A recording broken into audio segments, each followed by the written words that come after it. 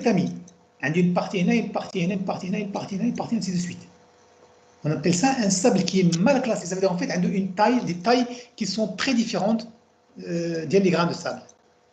Mais un sable qui est bien classé, ça veut dire en fait que le maximum de sable, il va être regroupé sur 2 ou 3 tamis.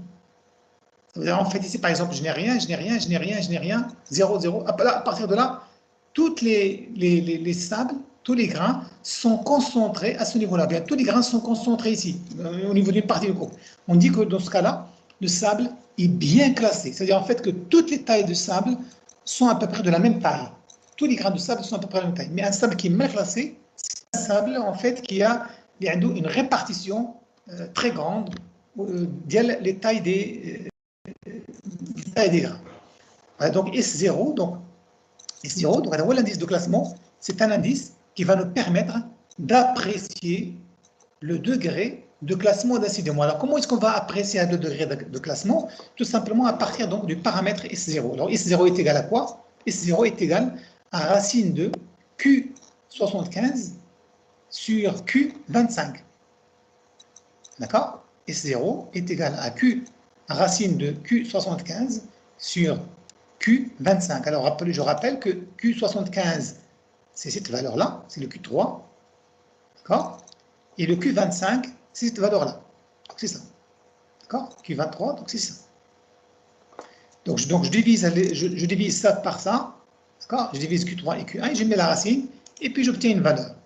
Et dans ce cas-là, si S0 est inférieur à 1, on dit que le sédiment est très bien classé. D'accord?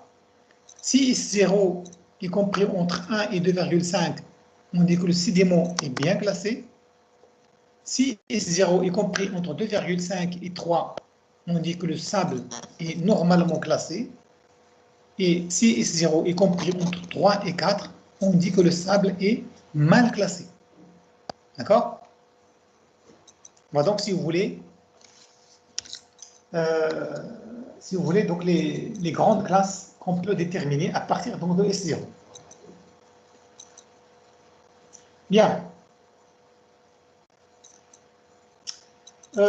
Maintenant, on va passer à notre sixième indice.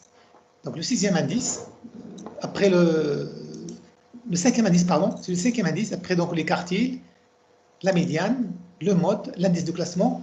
Et puis, le dernier indice qu'on va étudier, c'est l'indice de symétrie. Attention, juste pour vous rappeler que ici, ce sont des études statistiques. Les termes, vous pouvez trouver donc les études statistiques.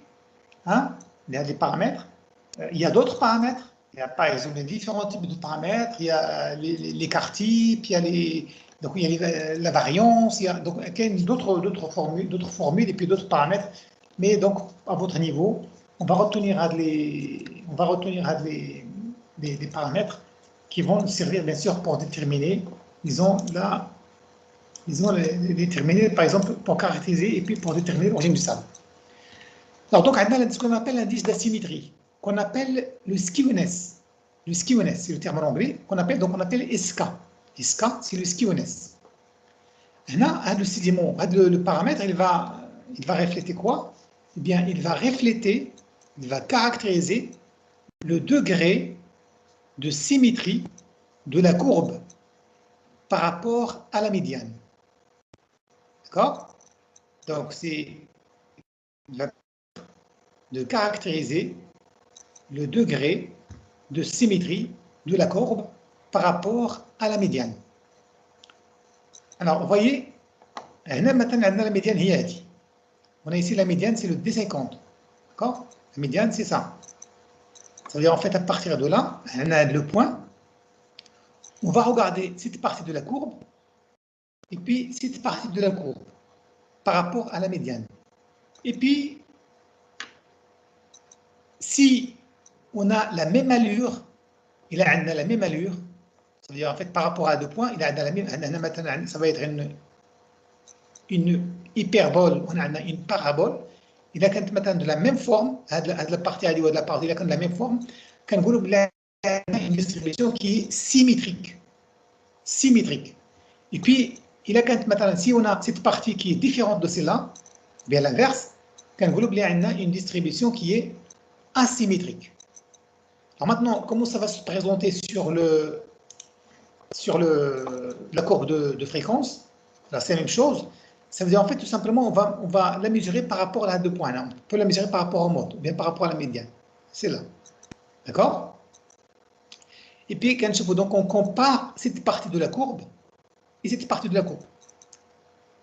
Si cette partie-là ressemble à celle-là, on va dire que nous avons une distribution qui est symétrique. Et puis, si cette partie-là est tout à fait différente de celle-là, on va dire que la distribution est asymétrique. Et dans ce cas-là, il faut préciser. Alors on va pas, est-ce qu'on a disons, un excès de fin, un excès de grosseur, donc on va y revenir. Alors, voyez, normalement, de la courbe par rapport à la médiane. Et comment est-ce qu'on va déterminer la symétrie? À partir de la formule, donc SK est égal à Q25 multiplié par Q75 sur D50 au carré. Bien, si vous voulez, sur Q50. D50, bien sûr, c'est la médiane. Donc, SK est égal à Q25 multiplié par Q75 sur D50 au carré. Et là, à partir de paramètre, on va avoir 3 cas. Si SK est égal à 1, si SK est égal à 1, on dit que la symétrie est parfaite. On a ce qu'on appelle une distribution. On a une symétrie qui est parfaite. C'est le cas où vous avez en fait une courbe qui est identique de part et d'autre du point d'inflexion dans la courbe cumulative, ou bien de part et d'autre, donc de la médiane dans le cas des courbes de fréquence. Si SK est inférieur à 1, on dit qu'on a bien sûr une distribution qui est asymétrique, mais avec précision, le classement est maximum vers les fines. Ça veut dire, en fait, dans ce cas-là, on a ce qu'on appelle un excès de fin. D'accord? Si on a SK est supérieur à 1, on a une distribution qui est asymétrique, mais le classement est maximum vers les grossiers. Nous avons ce qu'on appelle un excès de grossier. Alors, vous voyez, donc je vais revenir par exemple sur la de Tamis. Donc, je vais prendre par exemple, supposons que la médiane a fait de Tamiana. La médiane, par exemple, supposons qu'il est ici. Fait de Tamiana. Tout simplement, je n'ai la symétrie. Tout simplement, je dois comparer la quantité de sédiment qui est ici par rapport à ce qui est ici. D'accord? Et là, si nous avons, par exemple, nous avons une partie avec beaucoup de sable, qu'un globe a un excès de fin.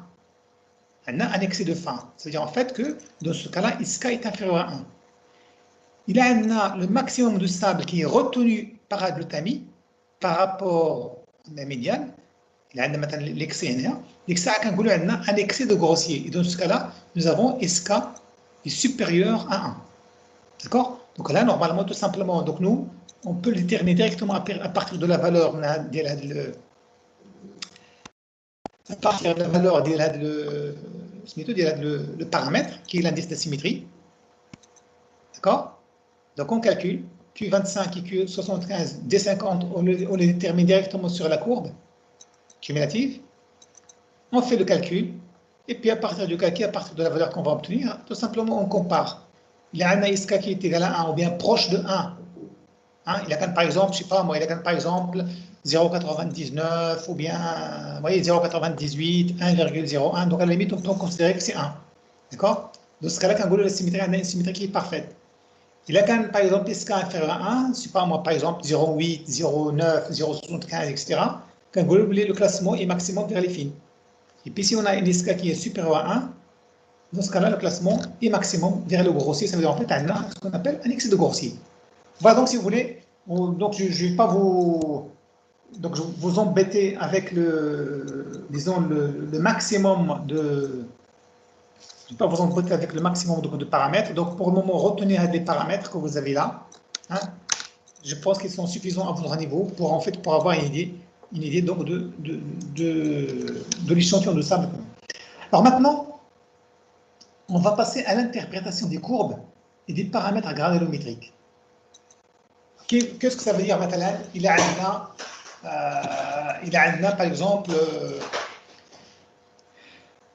je sais pas moi, par exemple un sédiment qui est bien classé, ou bien un sédiment qui est moyennement classé, ou bien un sédiment qui est très bien classé. Qu'est-ce que ça veut dire d'un point de vue paléogéographique? Qu'est-ce que ça veut dire? Ou bien il a par exemple un sédiment avec un excès de fin, ou bien un sédiment avec un excès de grosseur. Qu'est-ce que cela veut dire d'un point de vue paléogéographique? D'accord? Bien d'un point de vue milieu de dépôt, ce qui nous intéresse. Donc c'est pour ça en fait, le paragraphe, nous avons interprétation des courbes et des paramètres granulométriques. Ça va, vous suivez toujours? Oui, monsieur, bien sûr. Oui, monsieur. Là, il n'y a pas de questions jusqu'à maintenant? Oui, ça marche, monsieur. Très bien. Bien, donc voilà, donc je prends par exemple, vous voyez, je prends par exemple de la courbe ici, en haut à gauche. Alors sur de la courbe, je vous ai représenté différentes courbes de fréquence. D'accord? J'ai ici une en vert, l'autre en jaune, l'autre en rouge et puis l'autre en bleu. Voilà donc si vous voulez les différentes courbes que vous pouvez obtenir, donc les différentes histogrammes de fréquence, les différentes courbes de fréquence que vous pouvez obtenir. Et ici sur le diagramme à droite, correspondant, c'est les courbes qui correspondent à celles-là, mais sous forme de courbes cumulatives. D'accord? Alors regardez, on va essayer d'analyser les courbes. Maintenant, on va dire par exemple, si je prends par exemple la courbe jaune, d'accord? La courbe jaune, la courbe rouge et la courbe bleue. D'accord? Vous avez, normalement, ils ont, si vous voulez, le même mode. Ils ont le même mode. Le mode ouad. Rappelez, le mode, c'est la valeur qui correspond, disons, au pic de la courbe de fréquence. On les retrouve ici. Donc la courbe jaune, la courbe rouge et la courbe bleue, ils ont le même mode qui correspond en fait au point d'inflexion des différentes courbes. Le mode ouad, il est ici. Donc ici c'est le X, et là c'est le X. Alors que si je prends, par exemple, si je prends la courbe verte, elle, il a un mode qui est différent. Il a un mode qui est plus faible. Le mode, en fait, il est à ce niveau-là. Ici, le mode, il est à ce niveau-là. Alors, si je compare maintenant les trois sables, je peux dire que la courbe verte, le sable vert, c'est un sable qui est fin. C'est un sable qui est fin, puisque le mode OA, il est situé vers les petites valeurs. Alors que les trois courbes, c'est un sable, si vous voulez, qui est moyen, bien qui est grossier. Disons, on va dire qui est moyen. Ouais, normalement, il est situé vers là. Mais si je prends les trois courbes, quelle est la différence entre les trois? La différence entre les trois, vous voyez, de la courbe, il est très écarté. De la courbe, il est moyennement écarté. Ouais, de la courbe bleue, c'est une courbe qui est pointue. C'est une courbe qui est pointue. D'accord? Donc, ce qui va changer de la courbe là, c'est tout simplement le classement. Le classement. Maintenant, de la courbe jaune, vous voyez, les sables sont répartis tout au long des tamis. Nous avons un tout petit peu ici, un tout petit peu là, un tout petit peu là, un tout petit peu là. Vous voyez, normalement. Et là, nous avons un classement, vous voyez, normalement, une répartition qui est très importante au niveau des tamis. Donc, ce cas-là, on dit qu'en fait, que le sable est mal classé. Mal classé. De la courbe jaune, c'est un sable qui est mal classé. Mais par contre, si je prends la courbe bleue, regardez, la courbe bleue, il n'y a rien ici, à ce niveau-là. Ça veut dire en fait que tous les sables sont concentrés de la partie. Donc, la courbe, le sable, il est bien classé. C'est-à-dire en fait que tous les sables, si vous voulez, ont à peu près la même taille. Donc on peut dire que la courbe jaune, c'est un sédiment, un sable qui est mal classé. La courbe rouge, c'est une courbe qui est moyennement classée. Et la courbe bleue, c'est une courbe qui est très bien classée. D'accord? Alors que la courbe verte, si vous voulez, on peut dire également que c'est une courbe qui est bien classée. Vous voyez, normalement, déjà la pointe, il est assez pointu. Ça veut dire en fait que tous les sables ont à peu près, sont représentés, disons, à peu près dans des tailles qui sont raisonnables. Voilà. Voilà donc, si vous voulez, ce qu'on peut dire. Alors maintenant, comment ça se présente au niveau de la courbe cumulative? Vous voyez? Normalement, vous voyez, comment est-ce qu'on détermine un sable bien classé et un sable mal classé sur une courbe de fréquence? C'est à partir en fait du pic. Plus la courbe est debout, plus la courbe est redressée, plus la distribution est symétrique. Et plus la courbe est allongée, comme ça, c'est-à-dire en fait elle est aplatie, plus la distribution est, disons, mal classée. Ici, sur la courbe cumulative, comment est-ce qu'on peut dire, à partir de la courbe, comment est-ce qu'on peut déterminer disons, le classement d'un sable? C'est tout simplement à partir de la pente de cette partie de la courbe. Plus ça de la partie est redressée, hein, plus ça de la partie est redressée, plus la distribution est symétrique. Et plus ça de la partie est allongée, ça veut dire en fait elle est plus inclinée, avec un angle faible, plus la distribution est, disons, mal classée. D'accord? Donc nous avons ici un sédiment qui est mal classé, un sédiment qui est moyennement classé, et puis un sédiment qui est bien classé, et même très bien classé. D'accord? Donc ça, vous voyez, normalement, c'est au niveau donc, du classement. Du classement. Alors maintenant, comment est-ce qu'on peut dire à partir donc, de la symétrie, le skewness? Vous voyez, toutes ces courbes-là, ils ont, si vous voulez, un axe de symétrie par rapport au mode, ou bien par rapport à la médiane. Maintenant, la courbe verte, si je prends la courbe verte, nous avons la même allure à ce niveau-là qu'à ce niveau-là. On dit donc qu'on a une distribution qui est symétrique. La même chose ici, la bleue. La bleue, il a la même allure ici que là, la rouge. Vous voyez, il est symétrique par rapport, vous voyez, normalement. Donc, vous voyez, on peut dire que ce sont des distributions qui sont symétriques. Alors, comment est-ce qu'on peut le représenter au niveau de la courbe cumulative? Vous voyez, à partir du point d'inflexion, j'ai la même allure à ce niveau-là que là. La même chose pour la bleue et la même chose pour la rouge et la même chose pour la verte. Donc, ici, donc à ce niveau-là, ce qui va changer d'une courbe à une autre, c'est tout simplement soit le mode, c'est-à-dire en fait la taille de l'échantillon de sable, soit le classement. Ici, la symétrie, il est la même pour toutes. Ce sont des sables qui sont disons, qui ont une symétrie qui est parfaite. Regardez maintenant sur la courbe qui est, alors, maintenant, une chose, alors c'est quoi qui va, de point de vue paléogéographique, que veut dire un sable qui est bien classé et un sable qui est mal classé? Alors, le terme, le S0, l'indice donc de classement, c'est l'indice qui va nous renseigner sur l'agitation du milieu.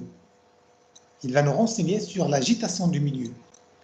Plus le milieu est agité, plus on a tendance à avoir un sable qui est bien classé. D'accord? Plus le milieu est agité, plus on a tendance à avoir un sédiment qui est bien classé. Et plus le milieu est, disons, plus le sédiment est mal classé, quand le sédiment est mal classé, ça veut dire en fait que nous avons un milieu avec une faible énergie. D'accord? Nous avons un milieu avec une faible énergie.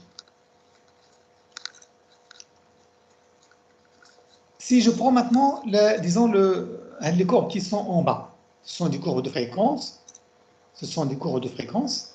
Et là, si je compare cette courbe-là avec les deux autres, je vois que la courbe du milieu, ici, normalement, elle est symétrique par rapport à la médiane. Par rapport au mode, elle est symétrique. J'ai la même allure de courbe à ce niveau-là qu'ici. Alors qu'ici, c'est une courbe avec ce qu'on appelle une asymétrie positive.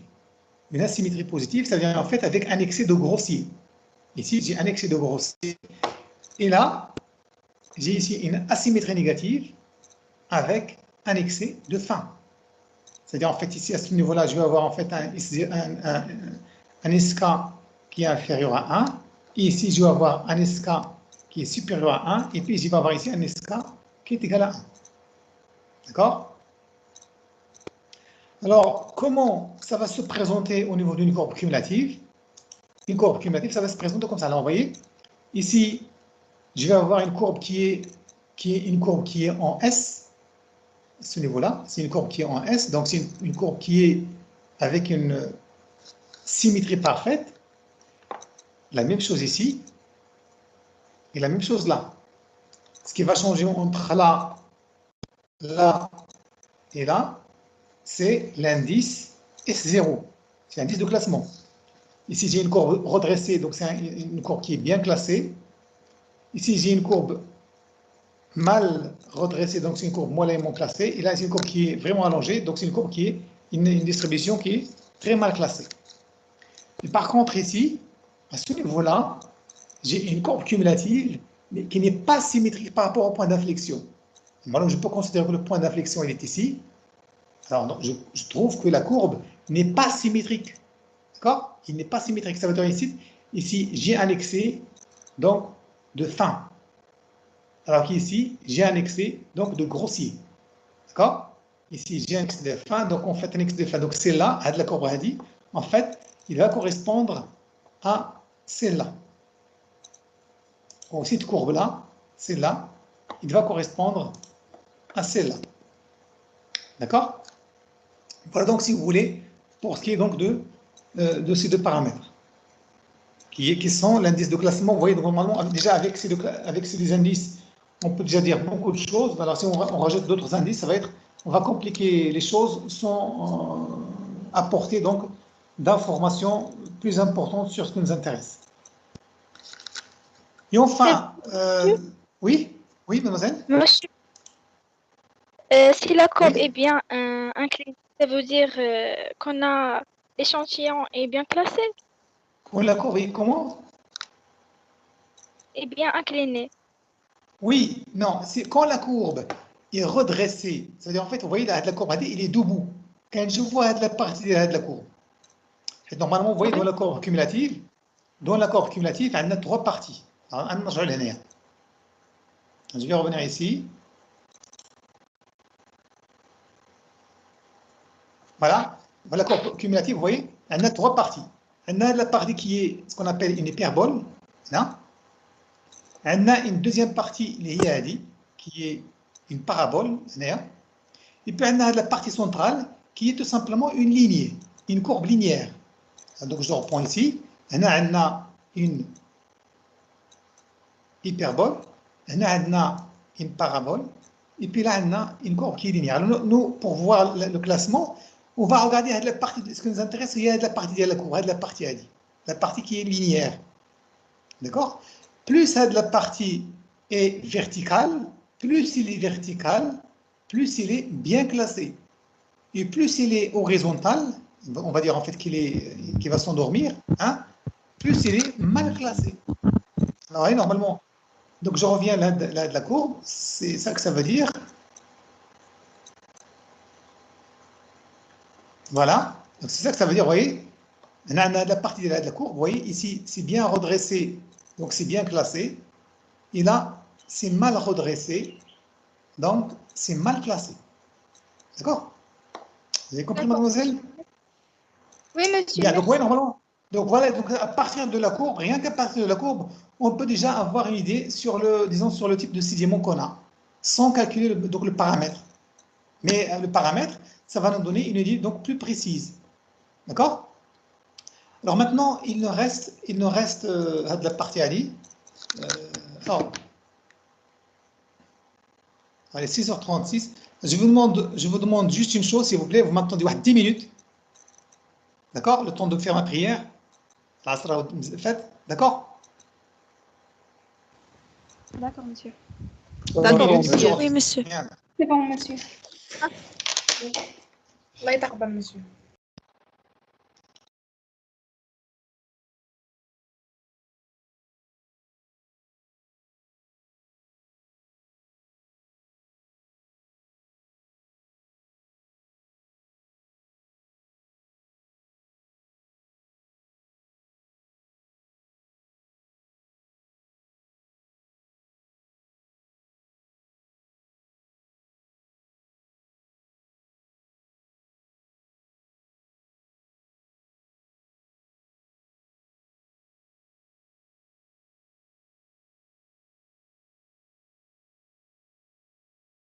Monsieur. Oui, monsieur.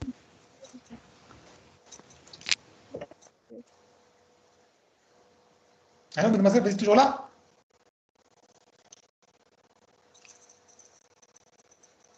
Oui, monsieur. Oui, c'est bon. Parmi un problème. Oui, vous écoutez. Il y a un problème avec la connexion, non? C'est bon?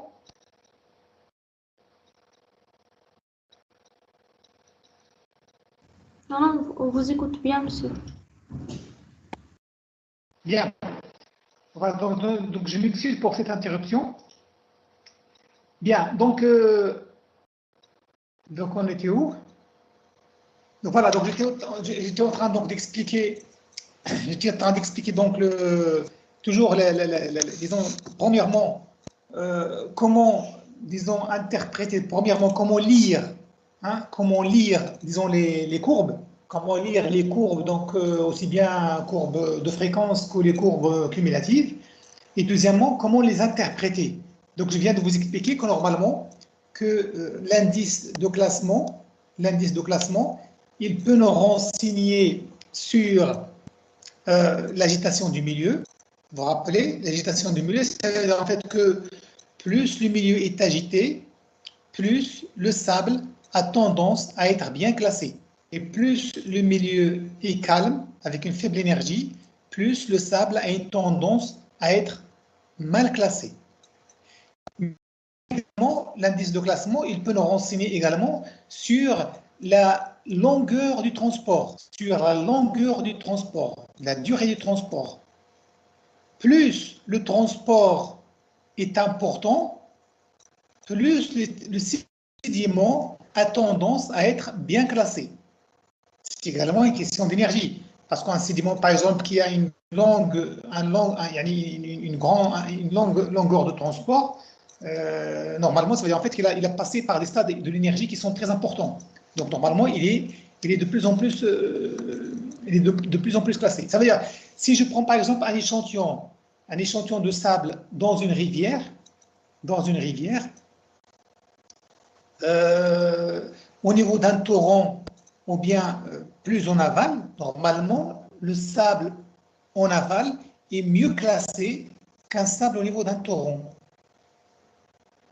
C'est parce qu'au niveau d'un torrent, on est proche de la roche-mère, la longueur du transport est faible, donc le sédiment est bien classé, et plus je m'éloigne de la roche-mère, plus le sable devient évolué et plus il va gagner en classement. C'est pour ça, généralement, quand j'arrive au niveau de la plage, donc si je compare par exemple le sable de la plage avec le sable de la rivière, le sable de la plage, il est toujours bien classé par rapport au sable de la rivière.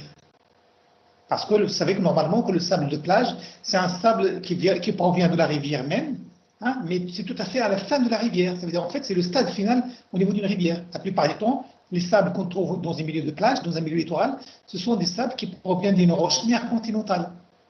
La seule différence, c'est qu'il a parcouru une grande distance pour en arriver là. Et puis surtout, nous avons également les vagues, l'énergie des vagues, qui ont fait que vous avez un sédiment qui est bien classé. D'accord? Donc, pour récapituler, que l'indice des classements, il me renseigne sur l'énergie du milieu, d'une part, et puis sur la longueur du transport, d'autre part. D'accord?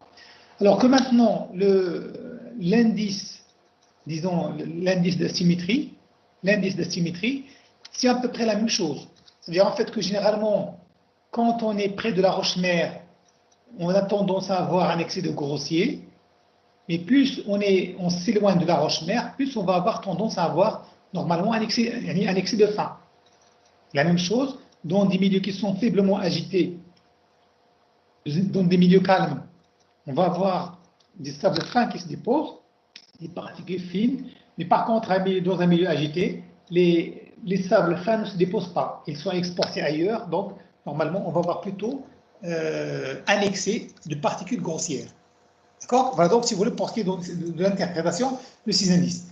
Maintenant, si je prends le cas les distributions unimodales ou bien plurimodales. Qu'est-ce que ça veut dire? Donc, si jamais j'ai une distribution plurimodale, comment est-ce que ça va premièrement, comment ça va se présenter au niveau d'une courbe de fréquence? Alors, au niveau d'une courbe de fréquence, je vais l'expliquer tout à l'heure, c'est-à-dire en fait, je vais avoir normalement des bosses, plusieurs bosses. Une courbe unimodale, c'est une seule bosse, d'accord? Et puis une courbe bimodale, ça va être deux bosses. Une courbe trimodale, ça va être trois bosses, et ainsi de suite. D'accord? Alors maintenant, comment ça va se présenter au niveau d'une courbe cumulative? Donc, une seule valeur maximale. Non, j'ai deux modes. J'ai deux modes. Une courbe qui est bimodale. Donc, En fait, j'ai deux valeurs maximales. deux valeurs maximales. Ou la gars 3. Deux ou la gars 3. Alors, qu'est-ce que ça veut dire? Ça veut dire, monsieur, que Excusez-moi, les mal particules placé. différentes, Pardon? ça veut dire les grains d'un particulier sont différents. Les grains de quoi? D'une roche, par exemple. Je ne sais pas bien saisi votre réponse, mademoiselle, parce qu'il y a le son qui est coupé. Alors, tout simplement, je vais vous expliquer. Je vais vous expliquer. Quand j'ai une courbe qui est bimodale, ça peut avoir trois explications possibles. Trois explications. D'accord? Quand on prend matin de gaz, vous voyez, normalement, toute la préparation qu'on a fait depuis le début, laver le sable, d'accord, peser 100 grammes, le sécher, enlever la matière organique, passer par disons, le tamisage, mesurer les... Pardon? Alors, si je passe maintenant à toutes les étapes, et puis que je prends les mesures, et puis que je trouve qu'une courbe, vous avez une courbe qui est bimodale, alors qu'est-ce que ça veut dire? Donc, j'ai trois explications possibles. La première explication, c'est que j'ai peut-être un échantillon, j'ai fait un mauvais échantillonnage. J'ai fait peut-être un mauvais échantillonnage. Donc, j'ai pris un échantillon qui n'est pas homogène. Rappelez-vous, tout à l'heure, je vous ai expliqué que quand je fais un échantillonnage, il faut absolument faire un échantillon qui est homogène. Prendre, par exemple, dans les 5 cm supérieurs. Si je prends si je mélange le sable de 5 cm, 10 cm, 20 cm, là, je peux avoir, par exemple, plusieurs modes, parce que chaque partie du sable va correspondre à une histoire différente. Vous avez compris? Donc, normalement, on a, maintenant, un sable qui est contaminé, un sable, par exemple, qui n'a pas la même histoire. Vous voyez, ça peut venir un échantillonnage. Ça, c'est la première possibilité. La deuxième possibilité, c'est que j'ai fait un bon échantillonnage, j'ai fait un échantillon qui est bon, qui est homogène, mais en réalité, le sable, c'est un sable en fait qui provient de deux origines possibles, de deux origines. Le sable que j'ai échantillonné, maintenant, il vient d'une roche-mère 1 et puis une roche-mère 2. Chaque roche-mère, il y a des sables qui sont différents. Au niveau dans le milieu de sédimentation, on a un seul sable, mais en réalité, c'est un mélange de deux sables qui sont différents. D'accord? Vous entendez toujours, mademoiselle? Apparemment, j'ai un problème de coupure de... Oui, là, oui, il va intervenir. Il y a un bruit Là, oui. ici.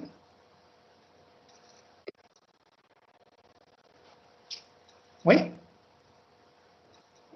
Mais Maintenant, bon, c'est bien. bon. Non, mais si c'est clair, j'ai pas fait attention quand je levais la main. C'est pas grave. Donc, c'est pas grave. Donc, je continue.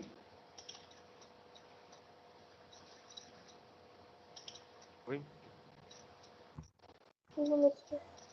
Voilà, donc, je continue. Donc, pardon?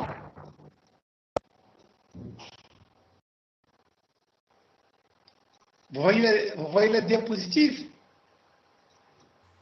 Non. Non, Monsieur. Maintenant, Non, oui. Non? Non, oui, monsieur. Oui, oui, monsieur. oui, on la voit. Vous la voyez maintenant?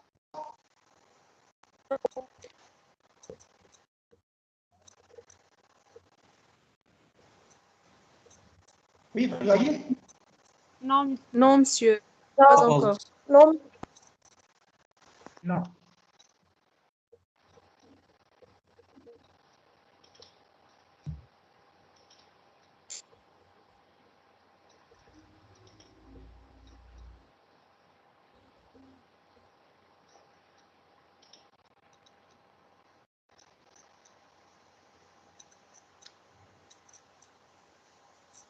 Et là? maintenant, c'est bon, Maintenant, monsieur. C'est bon. C'est bon. monsieur. C'est bon, monsieur. Très bien. Donc, donc je reviens sur mon explication. Donc, je vais vous expliquer que quand vous avez une courbe qui est bimodale, ou bien trimodale, ça veut dire, premièrement, que vous avez fait un mauvais échantillonnage, vous avez pris un échantillon qui est hétérogène. Au lieu de faire un bon échantillonnage, donc vous avez fait un mauvais échantillonnage, donc vous avez mélangé 3 types de sable qui sont différents. Donc ça, c'est la première possibilité. La deuxième possibilité, c'est que peut-être vous avez fait un échantillonnage homogène, vous avez pris un bon échantillon, mais à l'intérieur de l'échantillon, il provient de 2 origines possibles. Ça veut dire, en fait, vous avez 2 roches-mères. Le sable, normalement, il y a peut-être une partie du sable qui est venue directement de la rivière vers la mer, déposée. Et puis une deuxième, par exemple, qui est venue par le vent. Et de la même roche-mère, elle est venue par le vent, et puis s'est déposée sur le... Vous voyez, normalement, ça veut dire en fait, soit vous avez un échantillon qui est hétérogène, dans ce cas-là, c'est un problème d'échantillonnage, soit un échantillon qui a un sable qui a plus d'origine possible, une roche-mère et une origine, 2 roches-mères, 2 origines, 3 roches-mères pour origines, d'accord? Ou bien, vous avez peut-être un sable qui a la même origine, mais qui a 2 histoires qui sont différentes, ou bien 3 histoires qui sont différentes. Voilà donc, si vous voulez, comment est-ce qu'on peut expliquer, si vous voulez, disons, la plurimodalité d'un échantillon de sable. Voilà. Et donc, je vous donne par exemple l'exemple. Vous voyez, ça c'est des exemples de courbes que vous pouvez tracer. Donc, vous voyez, c'est des exemples de courbes. Et puis, vous voyez, normalement, on peut interpréter les différentes courbes. Vous voyez, par exemple, j'ai ici une courbe. Je peux vous poser la question, c'est la courbe qui est la mieux classée ici. Qui est la courbe la mieux classée. La courbe la mieux classée ici, bien c'est la bleue. Vous voyez, parce que c'est elle qui a la partie ici qui est la plus redressée. Qui est la courbe qui est la mal classée. Vous voyez, la courbe qui est mal classée, il y a dit, qui a en fait une pente qui est faible. Je prouve par exemple ici qu'il est la distribution qui est la plus symétrique. La plus symétrique ici, pareil, c'est la bleue ici. Vous voyez, j'ai la même partie que là. C'est la même verte. La verte, elle est bien symétrique là et là. Et par contre, si je prends par exemple la rouge, elle est asymétrique, avec un excès de fin. Vous voyez, une partie de la parabole qui est bien développée ici. J'ai la partie linéaire qui est développée, mais la partie hyperbole, en fait, n'existe pas. Ça veut dire, en fait, c'est une courbe qui est...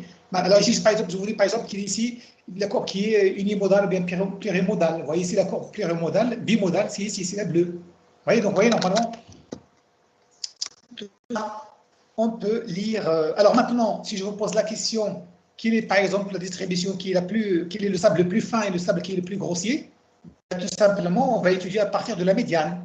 J'ai ici la médiane 50, vous voyez, le 50%, donc je mets ça, et puis j'étudie.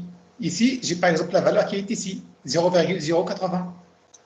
Là, j'ai cette valeur-là. Donc, vous voyez, normalement, plus je vais de cette partie, donc ici, j'ai un sable qui est très fin, moyennement fin, vous voyez, moyen, grossier, très grossier, ainsi de suite. Vous voyez, parce que j'ai la médiane qui va ici. Et puis, chaque fois, je peux calculer, je peux déterminer, si vous voulez, la taille, c'est ce qu'on appelle le grain moyen, ou bien la médiane. Monsieur, s'il vous D'accord? plaît. Oui? Monsieur, vous avez dit tout à l'heure que la bleue est la plus dressée et la mal dressée, c'est laquelle? Parce que le curseur était bloqué tout à l'heure. Oui, alors, la plus redressée, c'est le bleu. Et puis, la plus mauvaise redressée, c'est la rouge. Vous voyez?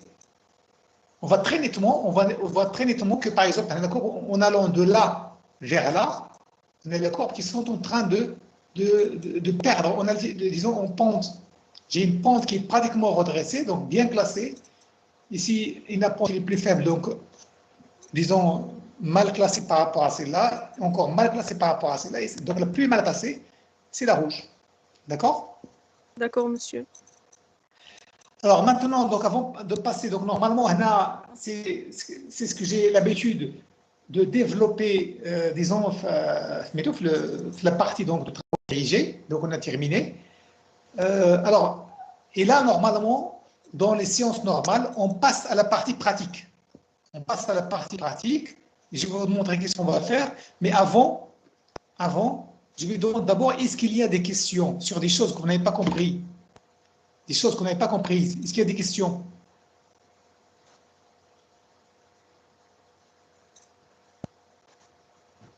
Monsieur, Oui? monsieur, pour la médiane, est-ce on prend toujours la valeur moyenne? La médiane? Oui, monsieur. C'est la valeur moyenne. Qu'est-ce que vous voulez dire par la valeur moyenne? Alors, la médiane, Monsieur, regardez, par la exemple. médiane, c'est très simple. La médiane, c'est très simple. Regardez, la médiane, je reviens ici. La médiane, c'est ici. Vous voyez?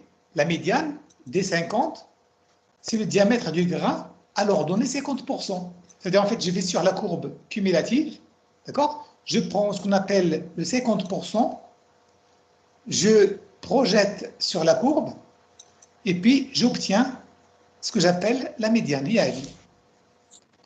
Alors ici, sur cette courbe-là, c'est la même chose. Donc j'ai le 50% qui est là, le 50% qui est là. Donc je projette la courbe. Donc pour la courbe, la médiane de là, IAI, c'est ici. Pour cette courbe, vous avez la médiane qui est ici.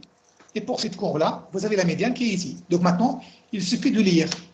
On a maintenant le sable, un sable qui a un diamètre supérieur à 1 mm. Donc c'est un sable qui est grossier. Mais par contre, on a un sable qui a un diamètre à peu près donc, de 100 micromètres, vous voyez, de 0,1 mm. Donc là, c'est un sable qui est fin. D'accord? Et après, maintenant, une fois que vous avez calculé, vous voyez, une fois que vous avez calculé votre médiane, une fois que vous l'avez déterminé, pour savoir est-ce que vous avez un sable fin, très fin, moyen, grossier ou très grossier, tout simplement, vous allez au premier tableau qu'on a vu, vous voyez, le tableau Ouada, vous l'avez? Vous voyez le tableau? Oui, La monsieur. classification du DEN, voilà. Donc la classification du DEN et du Wentworth. Vous voyez, normalement, donc, vous voyez, en fonction de la valeur que vous obtenez pour la médiane, vous la placez ici. Vous voyez, vous la placez ici. Si vous obtenez par exemple 0,120, vous êtes entre là et là. Et dans ce cas, vous avez un sable qui est très fin.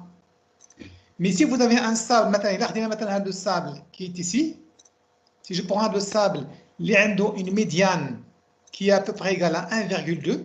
Vous voyez, normalement, c'est 1,2. Donc, je viens ici. Tout simplement, 1,2. Vous voyez, 1,2. Donc, c'est un sable qui est comment? C'est un sable qui est très grossier.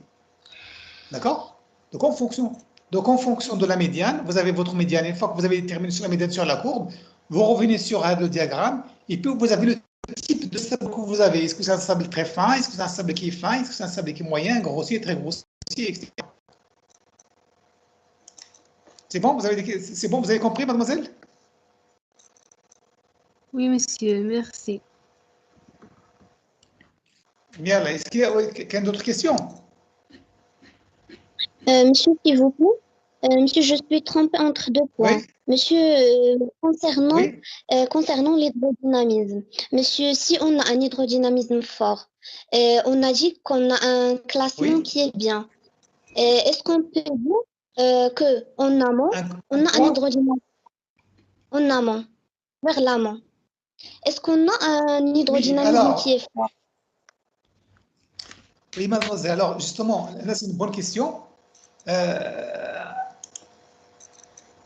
En amont, nous avons, parce que normalement, comme le classement, je vais vous expliquer que le classement d'un sable, il dépend premièrement de l'hydrodynamisme du milieu, ça veut dire en fait l'agitation du milieu, mais il va dépendre également de la longueur du transport. La longueur du transport. Il a en amont, effectivement, dans certaines régions, par exemple dans des torrents, nous avons un hydrodynamisme qui est fort. Nous avons une agitation qui est forte. Mais la longueur du transport est très faible. Donc, automatiquement, le sable va être mal classé. D'accord? Ce n'est pas comme, par exemple, si vous êtes dans la plage. Dans la plage, vous avez les deux à la fois. Vous avez un hydrodynamisme qui est fort, puisque nous avons beaucoup d'énergie. Vous avez les vagues, vous avez les courants, etc. Mais en même temps, nous avons un sable. Pardon?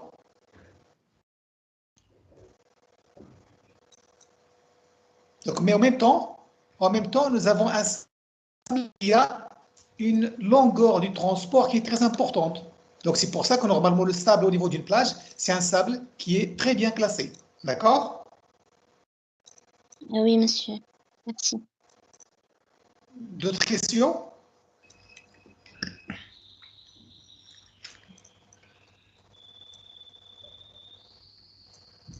Non, non? Bien.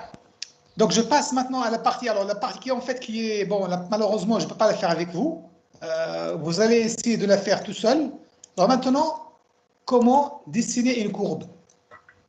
Vous avez par exemple, donc je vous ai donné, alors maintenant, vous avez un exercice normalement que vous devez faire. Alors, normalement, s'il vous plaît, donc normalement, ça c'est un exercice qu'on fait en classe. D'accord? C'est des exercices qu'on fait en classe. Et puis vers la fin de la séance, donc je ramasse les copies. Donc je ramasse les copies, donc bien sûr que je donne une note. C'est une note généralement que je compte avec la note du TP. Puisque maintenant on ne peut pas faire ça, alors ce que je vous demande donc normalement de... Est-ce que vous avez le tableau? Vous l'avez le tableau dans les planches que je vous ai données?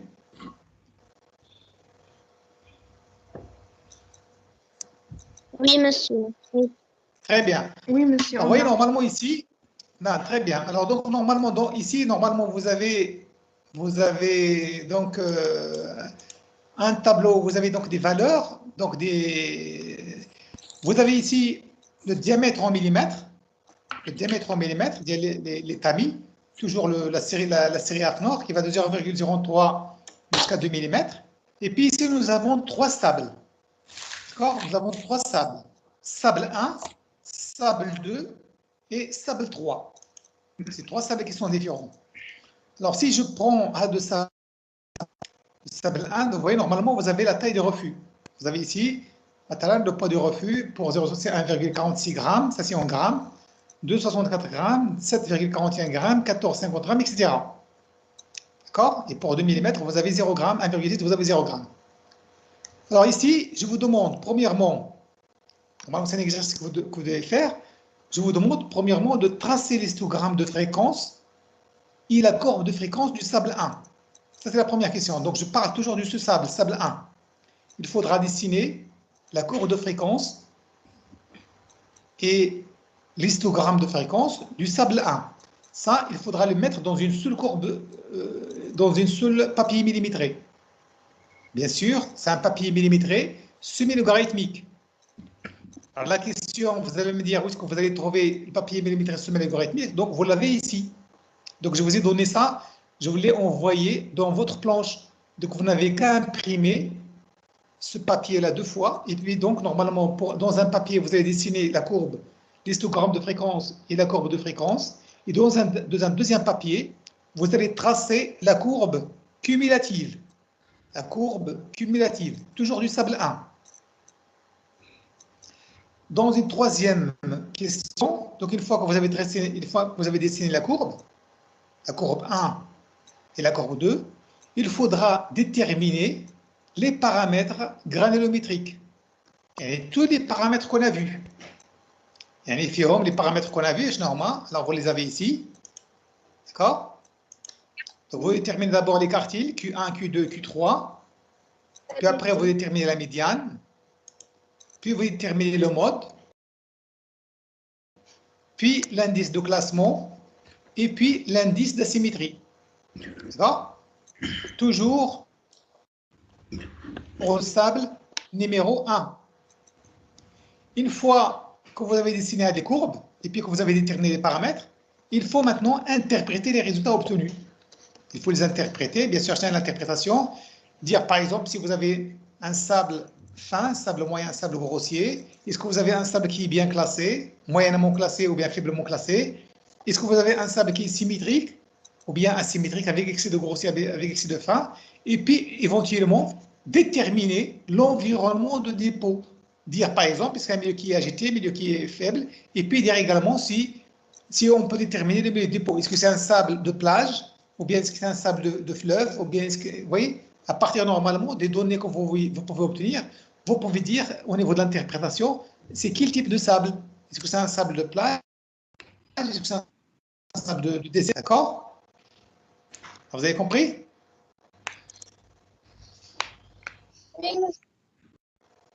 Voilà, donc ça, alors ce que je vous demande, donc je vous demande de traiter ça sous forme d'un devoir fait à la maison, d'accord? Donc vous devez avoir normalement 3 papiers. Le premier papier millimétré, c'est pour la courbe de fréquence et l'histogramme de fréquence. Le deuxième papier millimétré, c'est pour la courbe cumulative. Et puis, un troisième papier où vous allez calculer les paramètres et puis interpréter. Donc vous allez regrouper tout ça, donc vous allez me faire tout ça. Et puis ce que je vous demande, c'est de l'archiver, de le garder chez vous. D'accord? Et puis, Inch'Allah, puisqu'apparemment, je ne sais pas si on vous a dit ça, mais apparemment les TP ils vont commencer prochainement. Est-ce que vous avez appris ça? En présentiel. Non, Monsieur. Non, monsieur, c'est pour toi. Alors, normalement, apparemment, alors c'est en train de discuter au niveau de la fac. En principe, je pense que les TP vont commencer en présentiel prochainement. Alors, pas la semaine prochaine ou la semaine d'après, je ne sais pas encore, mais les TP vont commencer prochainement en présentiel. D'accord? Ce que je vous demande pardon? Monsieur, seulement les TP et les TD? Ouais, ben, le TP-TD. Le TP, normalement, c'est les choses normalement qu'on ne peut pas faire à distance. Donc, normalement, ce qu'on fait, normalement, la séance qu'on fait le présentiel, il était préférable de la faire en présentiel. Mais pour le cours, je pense, normalement, ça se passe bien. Ça va, vous arrivez à suivre le cours correctement? Oui, monsieur. Oui, D'avoir l'essentiel. Donc, les pourcentages simples, j'ai le pourcentage simple, c'est ça au niveau du tableau. Quelle est la valeur maximale que j'ai ici?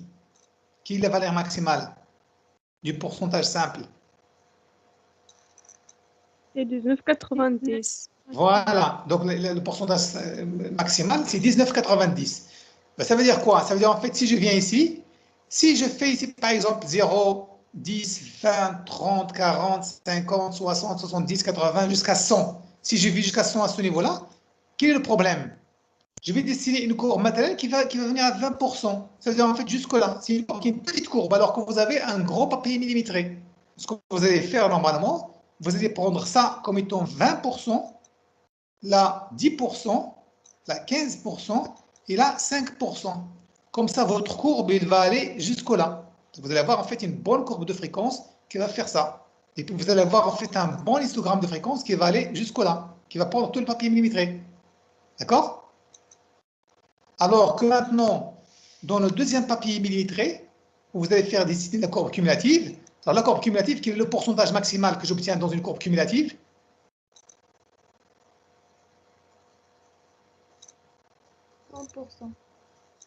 Combien? 100%. 100%. Donc, dans une courbe cumulative, donc tout à l'heure, je vous ai montré, par exemple, regardez, dans une courbe cumulative, donc c'est là, vous voyez, dans une courbe cumulative, vous avez des pourcentages cumulés, ils vont toujours jusqu'à 100%. Ça veut dire quoi? Ça veut dire, en fait, pour dessiner ma courbe, je dois mettre ici 100% ici, et puis là, 100%, 50%, 60, 70, 80, 90, et puis le reste, donc je mets 100%, et donc là, je dois avoir une courbe qui va de là, qui va descendre en S jusqu'au là. Donc, une bonne courbe qui va à ce niveau-là. Et puis, à partir de là, donc je détermine 25%, 50%, 75%, et puis je fais mes extrapolations sur la courbe pour déterminer les valeurs de l'abscisse. D'accord? Si vous avez compris ça.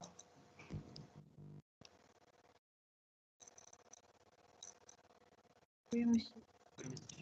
Alors maintenant, je vais aller à la partie en fait la plus difficile. La partie la plus difficile au niveau de la courbe. Comment je dois représenter les échelles logarithmiques, ça veut dire en fait la taille des tamis, sur l'axe des abscisses. En fait, c'est la partie qui est la plus difficile. D'accord?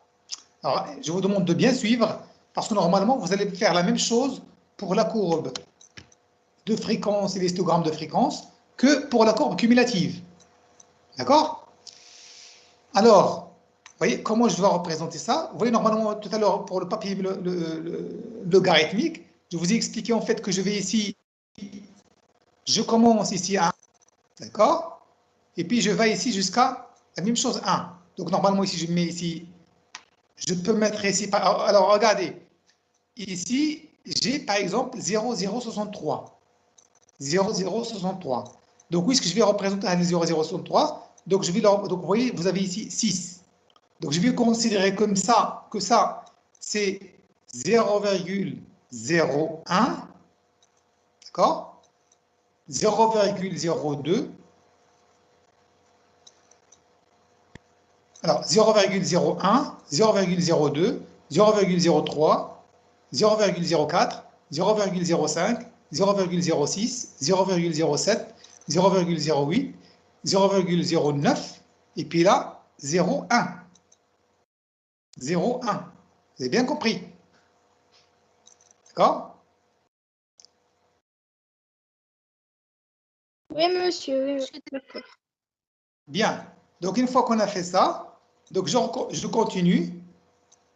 Donc là, 0,01, 0,2, donc 0,01, pardon, 0,1, 0,2, 0,3, 0,4, 0,5, 0,6, 0,7, 0,8, 0,9 et 1. 1, 2, 3. Ça veut, en fait, chaque fois, je multiplie par 10. Ça veut dire quoi? Ça veut dire en fait 0,063, je vais le mettre où? Il va ici. Donc 0,063, il va être à peu près ici. Donc c'est ici, ça, j'ai 0,06. Ça, j'ai 0,07. La ligne qui est au milieu, c'est 0,065. Donc 0,03, ça va être en fait le milieu. Exactement. J'ai 0,03. 0,08, c'est celle-là. Donc 0,08, c'est là. 0,1, c'est celle-là. D'accord? 0,125, parce que, attention, 0,1, il y a une petite erreur ici. C'est 0,0125. Donc, 0,125. Donc, ici, vous voyez, ici, j'ai 0,1 et là, j'ai 0,2. Donc, ça veut dire, en fait, j'ai 0,1, 0,11, 0,12, 0,13, 0,14, 0,15, 0,16, 0,17, 0,18, 0,19, 0,2. Ça veut dire en fait 0,125, donc c'est 0,1, 0,11, 0,12 et 0,125 c'est ici. Vous voyez? 0,125 ici. Ici 0,13, 0,14, 0,15, 0,16 c'est ici. Donc vous avez 0,16 l'année.